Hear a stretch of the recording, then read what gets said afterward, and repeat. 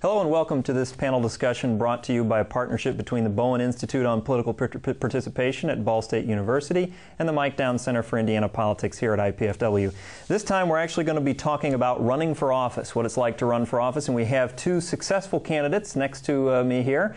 We have John McGauley, current county recorder for Allen County, and we also have former Fort Wayne Mayor Graham Richard, as well as a former state senator. Don't want to slight that office, so we should not. And so what I'd like to do is actually start by asking why the heck did you decide to run for office? I mean, some people would think that's just crazy. John? You know, I've been working in kind of the periphery of politics for a while and came to those jobs with some certain qualifications. My background's in communications and technology, and saw, you know, certain places in government where those talents can be put to use. There were some places where I thought we could be doing a better job, and just, you know, picked what seems to some people to be an obscure office to go to because that really was where my interest lied. Very good. Graham?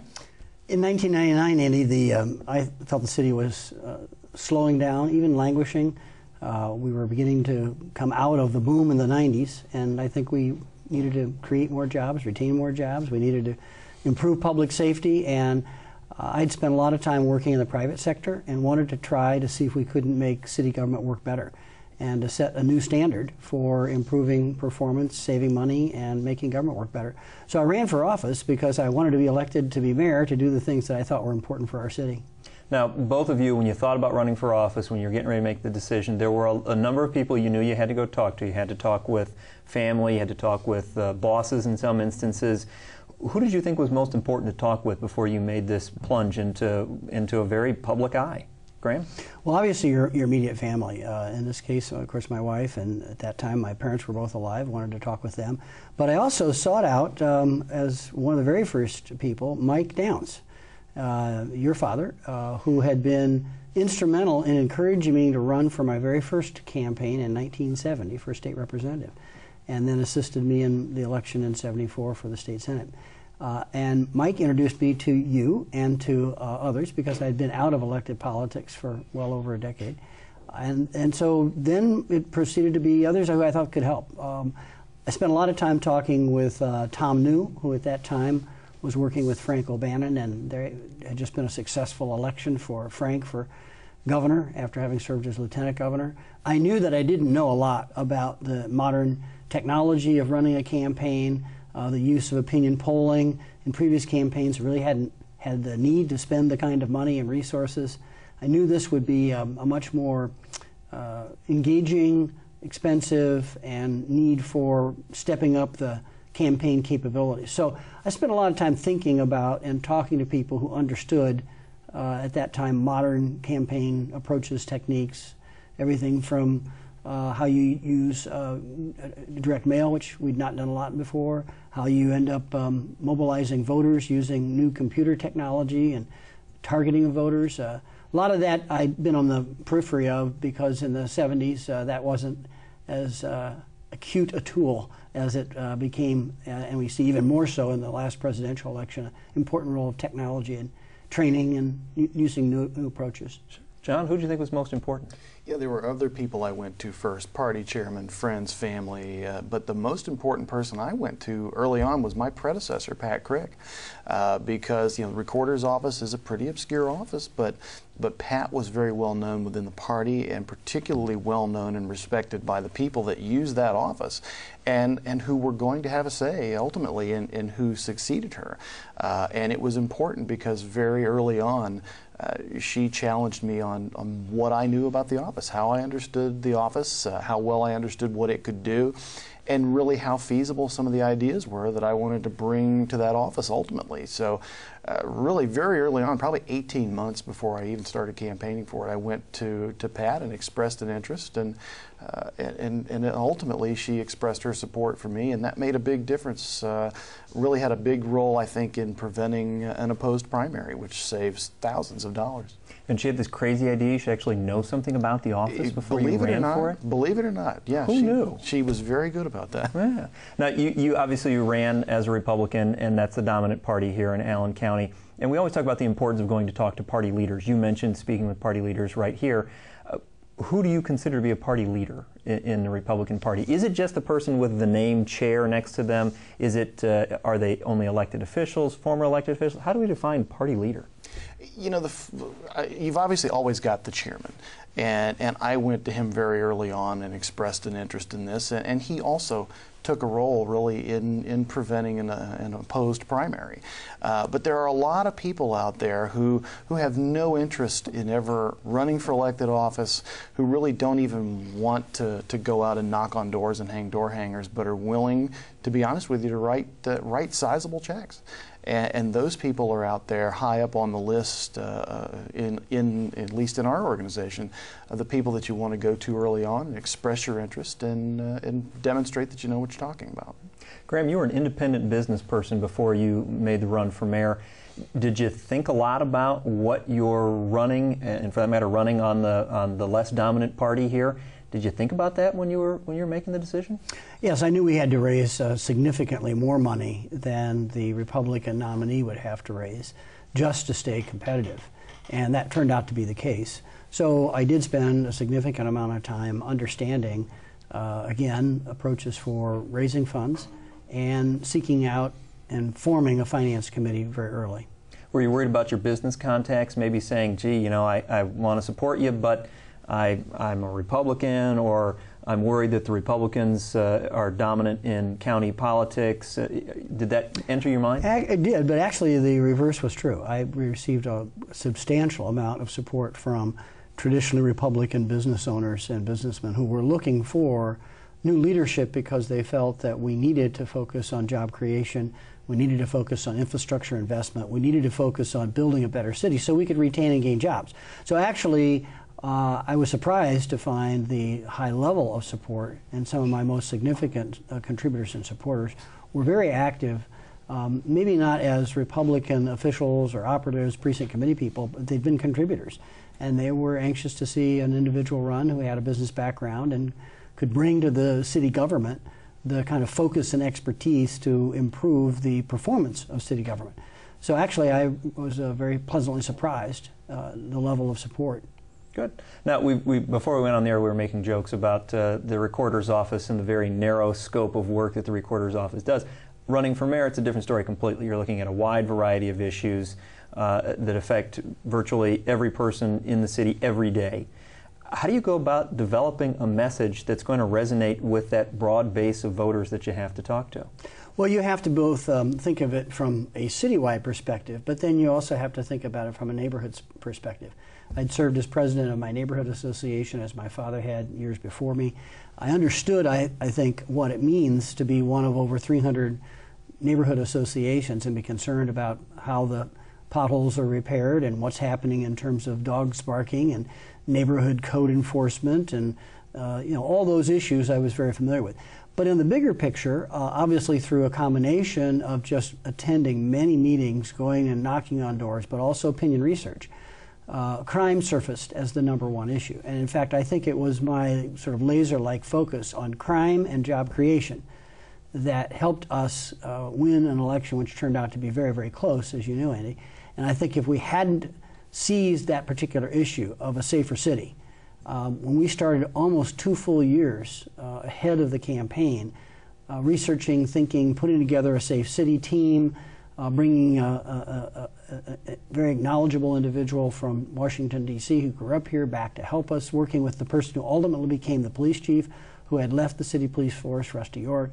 So we really focused on those issues, and I think therefore maybe showed a higher level of preparation and engagement on the issue of making Fort Wayne a safer city than my opponent did. And then when you're out in a neighborhood and somebody wants to talk to you about barking dogs, you still try to find a way to tie it back to those big issues, though, so that everyone else in the crowd who maybe doesn't care about that barking dog gets to hear some of what they want to hear. Absolutely. And in the end, we really kind of focused on making the city safer, retaining and gaining jobs, and substantially investing in infrastructure improvement. Those were the issues that people kept saying over and over again they were concerned about. Paving streets, making sure that we had adequate water and sewer systems, and that also led to how you retain jobs, because those issues all affect whether or not a business will locate here. If you have a city that is perceived to not be safe, if you have parts of the community where the infrastructure is not working, if you have parks that are not fully all the equipment repaired and look good and feel good, and of course then eventually the rivers and trails and greenways activities, all of that helps to build a better city to retain jobs. So I would keep linking those issues back to the reason we're doing this is so that our young people will come here and want to be part of this city and have a job here that they will find meaningful to them. Now, John, I'd be willing to bet most people don't know what the recorder does. So you get a two-part question. Number one, here's your chance to pitch what the recorder does to help educate folks. But number two, how do you go about developing a message for a campaign about a job people don't know about? Yeah. The recorder's office actually has a connection to anybody in this community that owns a piece of property. This is where we're kind of like the Library of Congress of local government. This is where your deeds, your mortgages, neighborhood covenants, even veterans' discharge records go to not only be filed away somewhere and forgotten, but cataloged correctly so that one of these days when somebody does need that document, they can find it at the click of a button. We developed a strategy early on in our campaign that kind of went back to my earliest days being involved in local government, and that was as a neighborhood association president and a quadrant co-chair. It's really obvious to anybody, and I know Graham will agree with this, that who hasn't heard about a dispute or a problem or frustration with being able to find neighborhood covenants? Nobody knows where they go.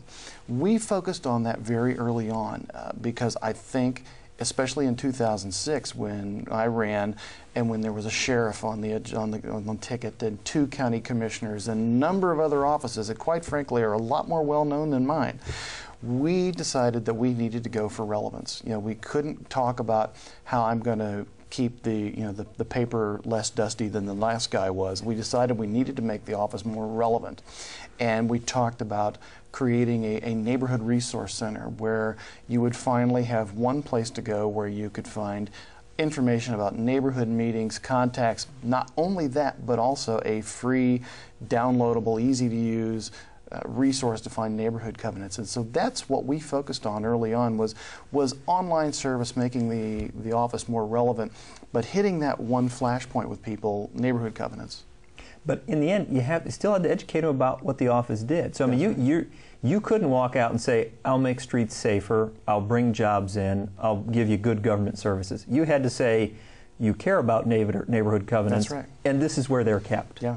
Who here hasn't heard about a fight over a shed or a fence that was too high? And every time I went, somebody there understood it, in particular neighborhood association participants and realtors.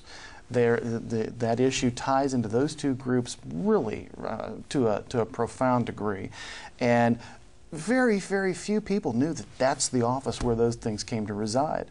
And that was an issue that resonated with a lot of people and got people to pay attention, you know, at least long enough for our message to get through to the recorder's race. Sure. Now, Graham, you already mentioned you had to raise a lot of money when you ran for mayor in both '99 and 2003. You spent a lot of that money on consultants then, whether there were people to help you with direct mail, as you mentioned, pollsters, people to help with television commercials. How do you go about finding a consultant? Once you've decided you're going to run for office and you've decided you can raise and will raise enough money to need these services, how do you find a consultant? I think the way we chose to do it was to visit with other very successful campaigns, get recommendations. In this case, the O'Bannon campaign for governor in 1996 was a place that I turned because of the confidence that I had in his campaign leadership. And then it's like you do in any business. You interview, you create a process. In fact, the media consultant who turned out to produce some really outstanding television commercials, that consultant was chosen in a sort of process of evaluation where I selected 7 or 8 people whose values and opinions about high quality television advertising I valued. And then we actually had a rating system, and everybody looked at the series of advertisements presented by 2 or 3 different competing political advertising firms. I'd made the decision, and this is not an easy decision, but I made the decision that in town I didn't see a firm that specialized enough in campaign television advertising. It's sort of the issue of, do you want to go to a general surgeon or do you want to go to a knee specialist for your knee operation? And I really felt we needed to have a specialist. So once we made that decision, most of the firms were based in the D.C. area. One was based in Philadelphia. So I would actually visit, get a chance. I wanted to go to their offices. I wanted to go to their place of work. I wanted to understand how they did their media buying. And we really probed deeply by calling both successful and unsuccessful candidates. We did that also for the polling firm. We did that for the direct mail firm. And so that gave us a good sense of how the team members would work together as a team. You're creating, in a sense, you're spending in that case a little over $700,000, almost $800,000 in a very short period of time. It's really from August the 15th to Election Day. So you're maybe 2.5 months, and this becomes a virtual corporation. It becomes a virtual team of people that all get paid separately but have to work together. So on your regular conference calls, you want to know that this team of individuals can provide good advice, and that if you have a challenge or a problem or an attack ad or something that comes up, they can respond quickly to help you make sure you're making the best decision and you're not just making an angry, knee-jerk reaction, but you're thoughtful about your response. So that's how we did it, and I was very pleased with the outcome. 76 votes, a lawsuit, and a recount in 1999. We could certainly say, Andy, that every element of that campaign had to work well to win. When you win by that small a margin, you do, every vote really does count. That's right. John, you mercifully don't have to raise, or didn't have to raise $700,000 to become county recorder, but you still use some professional advice occasionally. When you're talking about a smaller campaign, how do you go about choosing when you might go with a professional and when you might go with your own opinion or the opinions of some people you trust? I think it's a very personal thing, especially when you have a very finite number of resources you can put into it. In my case, it was $20,000 or less that we had available for marketing, and I kind of had an advantage, I think, over a lot of candidates that my background had a lot of time in marketing and communications, and over the years I'd gotten to know a lot of these folks, and we wound up going with somebody who was, I think, probably not that well known in the market, but who I had a very personal connection with, and knew that they understood the direction I wanted to go. I came into this with an idea in mind, and they understood that I had a direction I wanted to go, and I think a lot of bigger ad agencies would have, quite frankly, blown me off and done something completely different. The commercial that we ran in 2006 was a little bit, outside of the mainstream, and was very successful. And that came from, I think, a more personal relationship. It's almost like how you pick your friends. They understand how you think. They understand that there's some validity to the idea you bring to the table, and ultimately our relationship was very successful. And we have a copy of that commercial that we're going to be hearing in just a second here. If I can get Scott or Damien to press play for us. Something stinks in Allen County. Yet another politician is making big promises, but he's not going to get away with it. John McGauley says he wants to be your county recorder. But you know what? John McGauley can't even play the recorder. It's true, I can't. But that's okay, because it's not actually what a county recorder does. It's not? No, but don't feel bad. Most people don't know what a county recorder does. Hi, I'm John McGauley, candidate for Allen County Recorder. The recorder is responsible for preserving many of the most important records our businesses and neighborhoods depend on, so it really does matter who your county recorder is. I'll push for technological advances that will keep you from having to drive downtown every time you need to utilize this vital county service. Oh, well, now I feel bad. John McGauley makes people feel bad. Hey! Sorry, force of habit. On November 7th, vote John McGauley, Allen County Recorder. Paid for and authorized by McGauley for County Recorder, John C. McGauley, Now, there you were able to educate people. You did it in a humorous way. Why'd you decide humor was the route to go? It was the only way to get above the noise. This was a year in which there was a very bitterly fought contest for Congress. The race for sheriff was pretty hotly fought. It was the only way you were going to get the county recorder's race above the noise, and it ultimately turned out to be very successful. You know, we were recognized by the Indianapolis Star for having the best commercial of the year. Indiana Week in Review did the same thing, and it was really only because I think it was so outside the mainstream, and it got us above the noise. And was that you playing recorder in that commercial or no? No, mercifully no. It would have been worse. See, now there's another lie in the commercial there. Graham, you had the advantage of television, which brings with it a whole new set of challenges. But when you're talking about developing a message and you're using television, quite often you're able to have dual messages going at the same time. But you had the advantage with a larger purse to be able to introduce yourself first. Why did you decide it was so important to introduce yourself first and then to bring the issues into it? Well, it turned out that there was a hotly contested Republican primary with a great deal of visibility for both the candidates, including the candidate that came out of the primary. And I had not been on the ballot for many, many years. While I had, I think, high name recognition among some community and business leaders, neighborhood association folks, the individual voter, there were many young voters, for example, who were just coming into the voting arena and didn't know me or my family or my background or my level of service, weren't around and active when I served in the state senate. So I found that it was very important that we start early, which we did in August, which surprised people that we came up very early. And of course we had a series of ads that we knew we were going to run because we didn't want ads to become stale, and we wanted ads to focus on issues that helped to drive voters to take a look at the Democratic candidate, who might be independents or Republicans, and therefore willing to early on keep their mind open about who they would vote for until we got to that critical period of time where then late deciders had to come hopefully in our direction. And we have that first ad. They're going to be rolling it in just a second here. But this ad ended up running quite a bit during the campaign then too, didn't it? Yeah, we did. We found it was so attractive, quite frankly, that people wanted to see it again. So we brought it back, sort of reprised it a little bit, as you might say, from a music approach. And then we were able to have that flavor be there while maybe a harder hitting ad on crime or an ad on the economy or on improving city services it gave balance to the campaign, because this was a biography that we purposely wanted to have a little softness to it. Sure, let's see that commercial now. A story of Fort Wayne. Learning the value of community from his parents, Graham Richard has dedicated his life to Fort Wayne, helping start a recreation program for disabled children, preserving parkland for city residents, from helping people start their own businesses to rerouting traffic from a neighborhood where children played.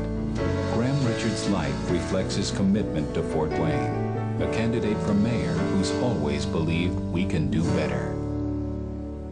Now, both of the commercials, the one we heard, the one we saw, they're very good quality commercials, as John pointed out, award-winning. I know that the firm that you used to produce that commercial, they put that in their demo reel that they were sending around. How important is a good commercial like that? In my case, I think it made an enormous difference. I mean, there were two very closely matched, and obviously there's an advantage, I think, that everybody will acknowledge for Republican candidates in Allen County. But the two of us were very well matched, I think. Both of us had very similar sounding ideas. And in my case, that, like I said before, got me above the noise. That was the bulk of our electronic advertising in 2006. That commercial ran numerous times a day on 4 stations for 2 straight weeks. And we wound up actually being one of the higher grossing candidates that year. I think we won by the highest percentage of anybody running for one of the full-time elected jobs.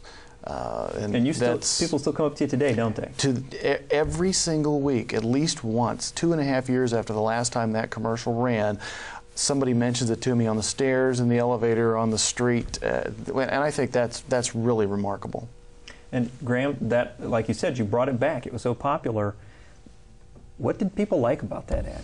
Well, I think it helped support the positive, deep roots and the commitment that I had to building a better city. I think it made a connection to family and to neighborhood, which I happen to be a person that's lived all my life in the same neighborhood.